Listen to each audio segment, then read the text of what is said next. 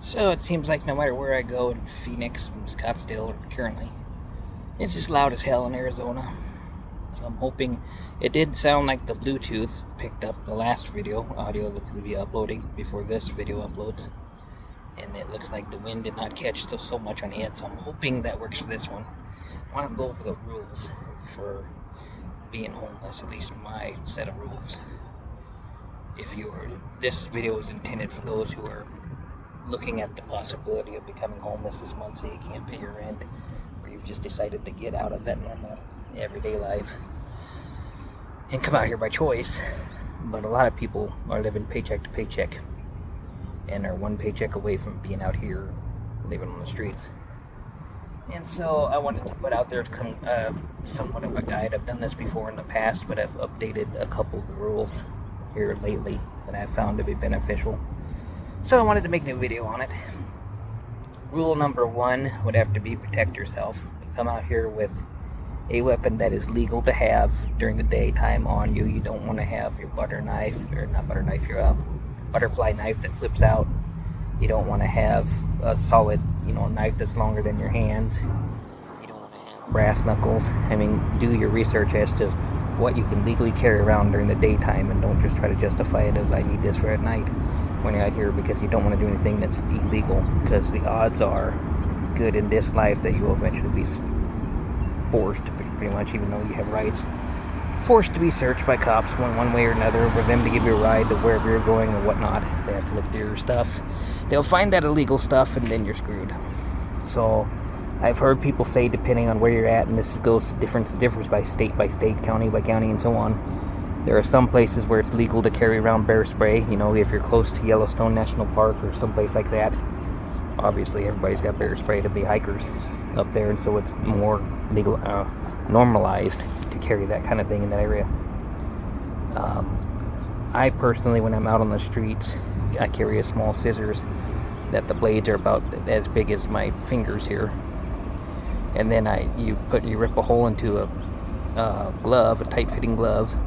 That way you can toss and turn with it at night, and I gotta watch what I'm doing with this hand, obviously, with the blade sticking out. But you have the blade sticking out of that little hole, and as you toss and turn at night, you don't have to hold on to the scissors, it stays with your hand. And it's enough to make more of a stabbing if somebody were to come against me with a full-on knife. I have, something to make them hesitate, and that's really all you need to do, is to have enough to make somebody hesitate on taking you on or trying to steal your stuff or whatever. But you should try to find something that's completely legal, and a pointy pair of crafting scissors from Walmart is completely legal to carry all day, all night, because the cops or whoever would be looking have no idea if you have any kind of nefarious reasons to have that on you, so to speak. But it can be turned into a weapon. You can walk around with a baseball bat if you want to, and it's completely legal, unless you modify it and put nails into it or something like that. But I'm just saying, if you come out here to live on the streets, odds are good that at one point or another you're going to encounter these weird, mentally screwed up, basically drug addicts, because 90% of the homeless out here are homeless for a reason. They can't function in society. They're a mental case. They either need to be on drugs or they need to come off the drugs. But there's a reason they're out here functioning. There's only a slim few people like myself who has never done the drugs that come out here and just do it voluntarily by choice, because it's more of a free life. You don't have to pay all the bills that you would have to pay if you were a regular debt slave and had the house bills and all that. So rule number 1 is be prepared to protect yourself, because the odds will come that eventually you will have to protect yourself, mostly from drug addicts who want to steal your stuff. The one thing you can also do about that is rent the storage. I have a storage right over there that I pay about $50 a month on. I pay $40 for the rent, and $10 to $15 or whatever it is for the insurance on it. To me, it's worth it to have that, because now, especially during the daytime, I can put all my stuff in the storage, walk around without a bag, and that just increasingly makes my life better during the daytime anyway. And then at night or any other time, I have everything valuable to me in that storage instead of directly on me. And I try to keep as minimum as I have to have on me to survive at night outside, if I'm going to stay outside. And that's another way you can defend you and your stuff from getting taken, is to not have it on the streets with you if you can afford the 40 or 55 bucks a month to do that. Well worth the money, I tend to think. Because if you don't have, if you're out here with a shopping cart full of crap like these other homeless people, you're just putting a target on your back for another mentally challenged homeless guy to come up and say, oh, I want this, I want that, I wonder if that guy's got stuff I can sell it on so I can go fix my drug habit. And you don't want to make yourself a target. Rule number 2 is out of sight is out of mind. If they can't find you, they can't do anything to you. So try to find some place where they can't find you to sleep at night.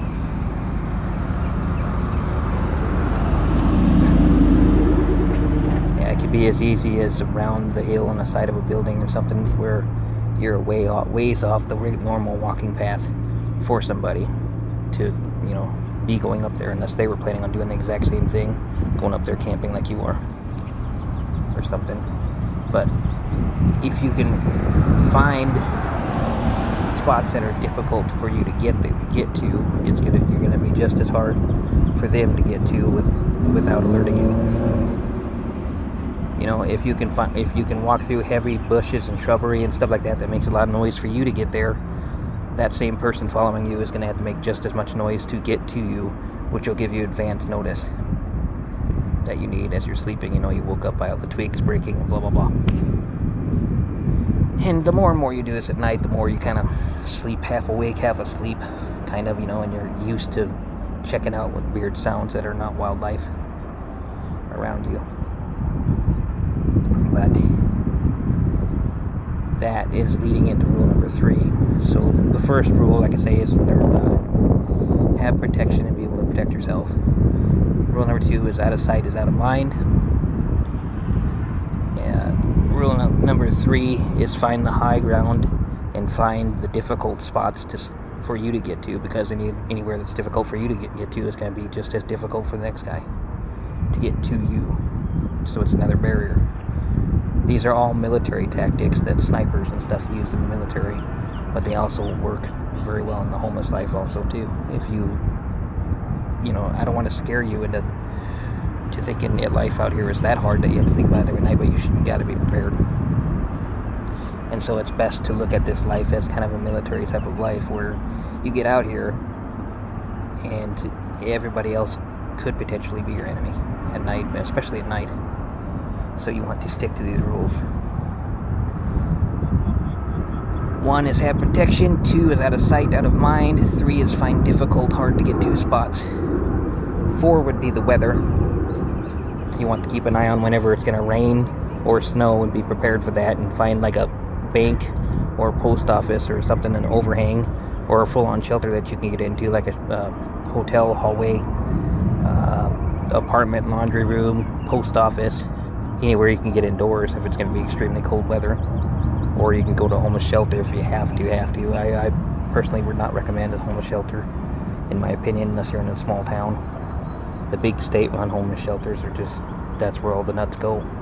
Instead of one nut on the street you have to deal with, you're going to be dealing with all of them. So I between the bed bugs and the people stealing stuff from you and the crazy people in there that probably kill you in your sleep, I just would not recommend a homeless shelter unless it's extremely cold weather outside, and that's the only place you can go. Which that is rule number 5, is because of the weather, make sure you're someplace like Phoenix, Arizona, where you have nice weather. I mean, if you've lost everything else, you've lost your house, you've lost your car, you're down to like one backpack and that's it, get your ass on the road and go south and go to nice weather. Because if you have to restart everything, even if you plan on doing a part-time job or a temporary job in some place that's nice weather over the winter time, like Phoenix, Arizona, work that for 2 or 3 months, get yourself built back up to where you have a savings built up back up, and then go back to wherever you came from. If you came from Chicago or wherever, don't sit in Chicago and freeze ass and die. It's not worth getting a frostbite and everything else, especially if you've already lost everything. And quite frankly, down the line, if you're going to be flying a sign, to bring money in and whatnot, you don't want to be in your hometown anyway where everybody knows you. You'd rather be in some place where you've never been and nobody knows you anyway. But that would be rule number 5. 6, I had these all down. wind and the people around here, or not the people, the noises from the traffic are distracting me. But number 6.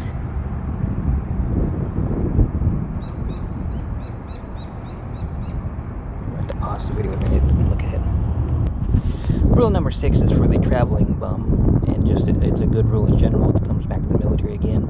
Try not to stay in the same place over and over and over again. Don't become that home bum that sets up a permanent camp someplace, because that's one of, you might last 5 days, you might last 10 days, maybe if you're lucky.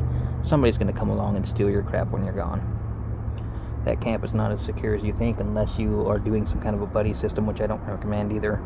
But you do a buddy system with somebody that you can half-ass trust. They watch your stuff during the day, and you can come back and watch their stuff at night, or vice versa. So that somebody's always at the camp to watch your stuff. But I personally don't vouch for that. I say stay the solo wolf, the solo drifter, far away from everybody else that's homeless, because that's your best option, in my opinion. And stay on the move. I stay 1 or 2 nights someplace, and then I'm gone again, because the rules behind that are, it makes it harder for someone who's trying to follow you and do nefarious things like that to find you if you're always on the move. And then 2, if you're always on the move, you tend to stay away from all the drama. The cops, your local property owners don't call you in for being a nuisance, for being there loitering every single day, day in and day out. And so your cops don't get called up to you to handle that business, because that's who they're calling in to. You don't become well known to the other local bums in that area. If you walk around and they know, well, that's the next rule is to not do this, but if you look like it, or they know somehow that you're a well-known bum, like you're walking around in torn off clothes and stained clothes and all this stuff, and you grown beard out, a 5 o'clock shadow or worse, kind of beard type of home bum thing. At least if you're a new guy there, they don't know how well you can defend yourself or not. Versus if you're the same old guy there every month, and they've had a couple interactions with you already, they already know how bad or how far you'll take stuff, or not take it. That can be detrimental to your health, pretty much, because they will gang up on you. They'll go find friends, and then they'll attack you in a gang. I've heard stories of this. I haven't had it happen myself. That's why I stay away from homeless anyway. But the next rule down the list is to try to not look it. Don't look like you're a home bum. Like, this comes back to the same storage rule. I have a storage over there around the corner for this reason, so that I can put all my stuff in there, and I can walk around without a bag during the day. And if it wasn't hot enough weather, I would not have a cut-off sleeve, and would not have stains on your shirts or anything like that. During the daytime, I'm fine with it. Here now, I don't really care. But at night, in order to sneak in places that are better to sleep at, in my opinion, in like a hotel lobby, hallways, or a post office, or apartment laundry, or any of that, anywhere you go, you're going to be trespassing. Unless it's your property that you actually own, you're going to be trespassing and loitering on it.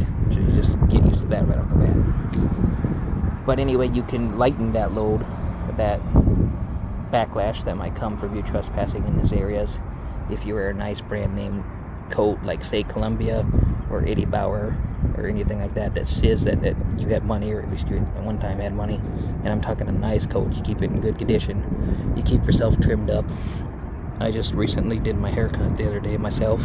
Easy enough for guys to take a razor from Walmart or whatever and shave yourself, and it'll grow back out here in a couple days and look normal again. But it's short enough that I can keep it well maintained that way without having to do anything to keep it maintained. But it sets me apart from your average bum, because I keep myself trimmed. I don't have anything going on here. I have a little bit of bush here, but coming to scrub here that's going out, because I don't shave every single day. But it's enough to where people, when you walk by, especially without a backpack, nobody knows that you are or are not homeless. And that's exactly where you want to be during the daytime. You don't want to walk by the next home bum that has a shopping cart full of crap, including a sleeping bag and a bunch of other Walmart stuff that I literally just saw a guy in the Burger King. The Burger King that's in the Walmart over here.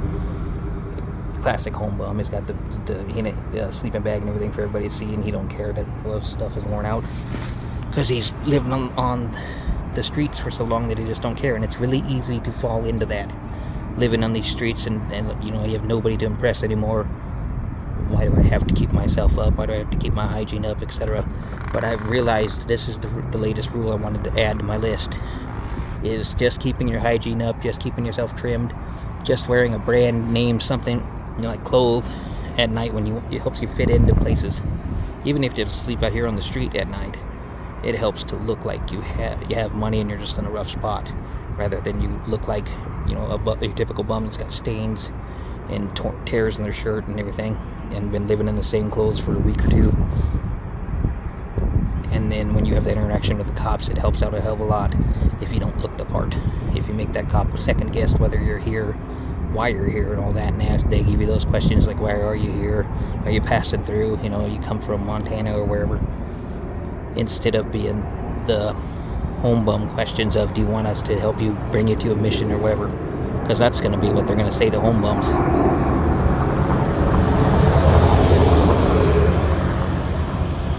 Because it's a notorious, they treat you differently when they think you have money, and it's the whole point behind making somebody think you have money. And that's the latest rule that I've really stuck to, even though it takes a lot of patience and effort on your part to do it. You got to keep yourself trimmed. You got to keep yourself in nicer looking clothing, which can be at a cost to you. Occasionally I have to buy a $7 t-shirt or whatever to make sure everything looks better and newer, which is a cost that you have to come up with by going out there and flying a sign or doing whatever you do to get the money that you need. But to me, it's worth the time and effort to do it. Little things like having a Bluetooth and stuff like that make you stand out as not being the homeless guy. And the other major thing is during the daytime, because I have the storage right here, I don't have my backpack on me, but I only stay up here once a week for a couple nights, and then I head out and go do my thing at a different shopping center in a different part of town that I have to take the buses, and that's the cost. It's $2 or $4 to take the bus. It's $2 if it's one way, $4 if it's any kind of a bus pass that you need for the day to go on multiple buses here and there. They have a day pass for $4 here.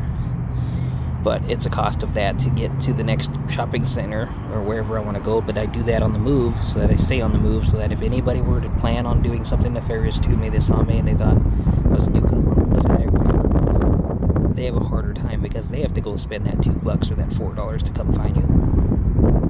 The same as you, unless they can sweet talk the bus driver or something. And so it just, in general, it falls back on one of those other rules that just says stay on the move.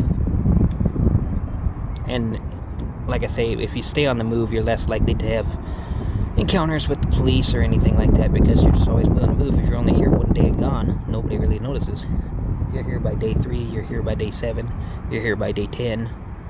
All your locals that work in all these businesses around here are gonna see you, and basically you become a well-known regular, and at that point, that's when the cops come and start messing with you. But again, keep your appearance as not looking as your typical homeless guy, well trimmed up.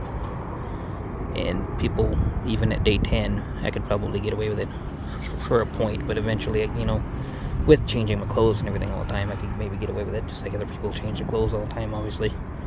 But I don't want to even risk it. It's just easier to go to the next shopping center down the street and be the new face there for a few days than be stuck here, all day, all night. Recently, I found a free bus that boards right over there and goes down to the downtown Scottsdale. It comes back up here, so that with it being free, that's, I don't have to spend money to go to a different shopping center. But I got to keep in mind that if somebody was following me, they don't have to spend the money either. All they got to do is follow me to the bus. And I'm not trying to say I'm paranoid or anything. It's just better to live with an air of situational awareness about you and then not be prepared. You want to look at all the best case and worst case scenarios. Every night when you pick a new spot, you got to analyze that spot for the good and the bad. If the cop shows up, what am I going to do here? If the bad homeless guy shows up, what am I going to do here? If bad weather happens, what am I going to do here? If the wind picks up, is this a good spot that has the 3 walls like I showed you on the last video to help keep the wind down? Because you'd be amazed the 10 or 20 degrees warmer it can be without wind. You just got to analyze those spots. Is it a hard to get to spot? It was a little bit difficult for you to get to, because that is going to be just as difficult for the next guy to get to you. Versus, 2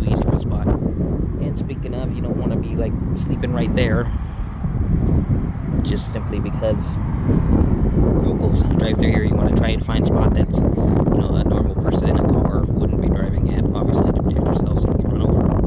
You want to try to find spots that are off of a walking path so that you don't have the occasional cyclist or walker that's walking their dog or whatever come by, and then they'll rat you out to the police because they don't like you there because you scared them or whatever. You want to just try and stay out of sight, out of mind, because there's just too many eyeballs out here, and they're trying, some of them are trying to help you because that's what the system has told them to do. When you see the homeless guy out there sleeping in a sleeping bag, call the cops. That way they'll collect him up into the homeless shelter, and that'll help him. You know, but they don't know any better. They're the same sheltered, naive debt slaves that this whole country has been, you know, your American idea of the America story or whatever, with a white picket fence and house and $400,000 dead house and cars and all that. That's what we've all been raised to do, to be a productive member of society and go and do that. So when one person doesn't go and do that, all of a sudden he's not normal. He's on drugs, or he's off drugs, or he needs something. So let's call the cops, because that'll help. You know, let's interject into their life, even though it's not my life, it's their life. Instead of just leaving that guy happy that he's out there. But then again, it's because that guy made himself noticeable. If so-and-so walking by had not seen that bright red sleeping bag over there in the corner because the guy didn't do a good enough job hiding himself, when he could have just went around that tree, I don't know if you can see my finger or not, but around that tree or something, and hide himself in the sleeping bag away from people walking along here that could see it, you know, because you didn't put the thought into that, what at night, where are all the walking paths, where are all the driving paths. If somebody were to look and see me, you know, if I look around in my audio range for 100 feet, where all can I go that I can hide out at? And at night that wouldn't be a bad spot, but then you're having to get up early in the morning as the sun comes up, because it's pretty well obvious that you're there to sleep in that draw at night.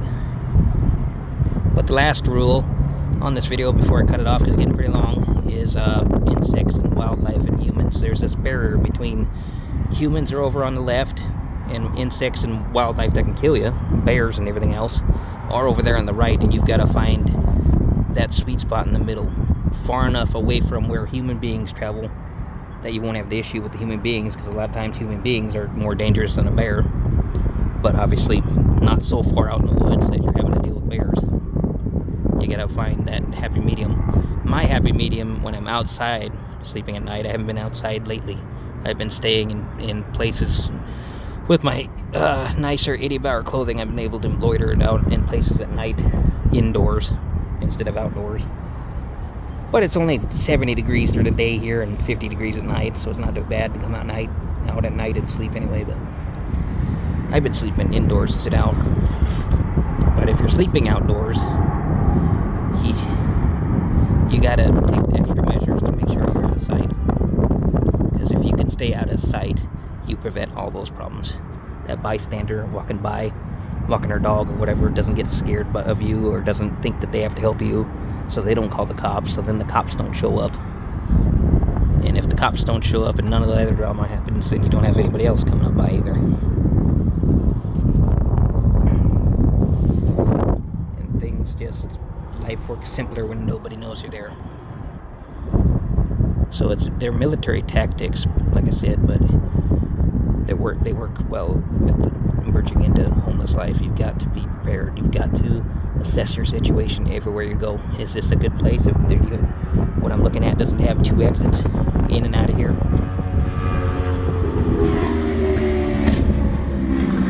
Man, people are loud.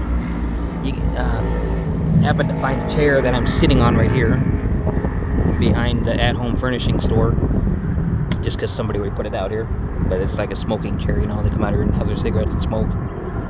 But I take advantage of that. I've taken advantage of outlets on the side of the building and stuff like that. You've just got to have your eyeballs out there. And the longer and longer you're homeless, the more you'll notice certain things, like finding power outlets, finding Wi-Fi, finding places to sit that are out of sight of someone who would have a problem with you sitting there for so long. If you've got because you got a lot of time on your hands to go do something, and then when you want to rest up and not do anything, you've got to have a spot that you can go and rest up at. But the rules, again, are: number 1, protect yourself, have a way to protect yourself.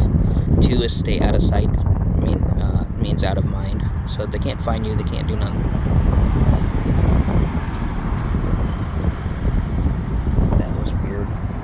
and looked at me weird. 3 is be aware like that. No. I went over through the video rules already, but it's, the tactics, just keep yourself number 3 in a situation that you find cover, hard to get to, higher up on the hill, etc. It's a military tactic, but it still works in your everyday homeless life.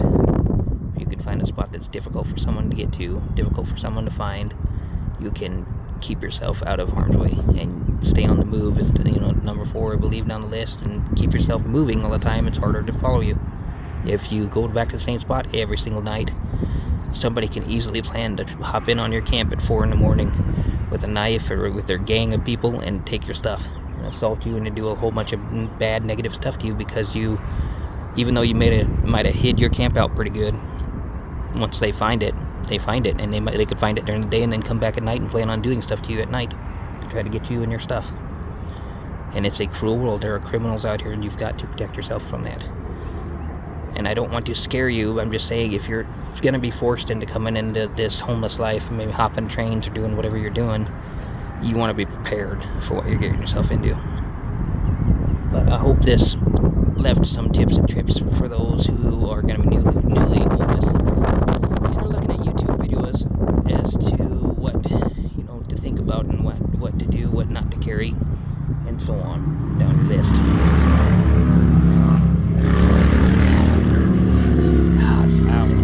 Everywhere I go in Arizona, it's loud. But anyway, as to what to carry or not to carry, like I say, $40 or $50 a month if you're gonna be staying in a general area like Phoenix. I've been staying in the Phoenix metro area, not Phoenix downtown, but in Scottsdale, Chandler, Goodyear. I've been bouncing around the outside boundaries of the Phoenix area, and I just keep a storage up here in Scottsdale for $40 to $50 a month, and I rotate my clothes through that. Eventually I'll have to wash my clothes again here, but once a week I come back here with the clothes that I was wearing and swap them out for clean ones, because I have enough clothes for now for about a month. It's rotated without having to go wash them, but then I gotta go wash them. But it's worth that $40 or $50 a month if you can raise that, go out and find a sign or whatever to just shove all your crap in storage, especially during the daytime, so you can walk around without a bag in spots, and then when I leave here and I'm gone for a week at a shopping center, then I'll have a small bag with me. But even then, I change my bags out, because at least I'm blessed with the 6 or 8 different bags that I left myself, so I can change my appearance, my profile up. Which is another thing, when you're walking around out here, try to have a minimum. I would like to have a reversible jacket, preferably. Not to say that I want to plan on doing anything nefarious, but if anything were to ever come up, it'd be nice to have a reversible jacket. That way you can just change the color of your jacket and dip out of whatever situation you're in and not have to deal with people or the cops or anybody, in my opinion. But that's another military tactic in terms of camouflage. But anyway, I'm rambling on. Like and subscribe, leave comments, and I'll catch you in the flip. Peace.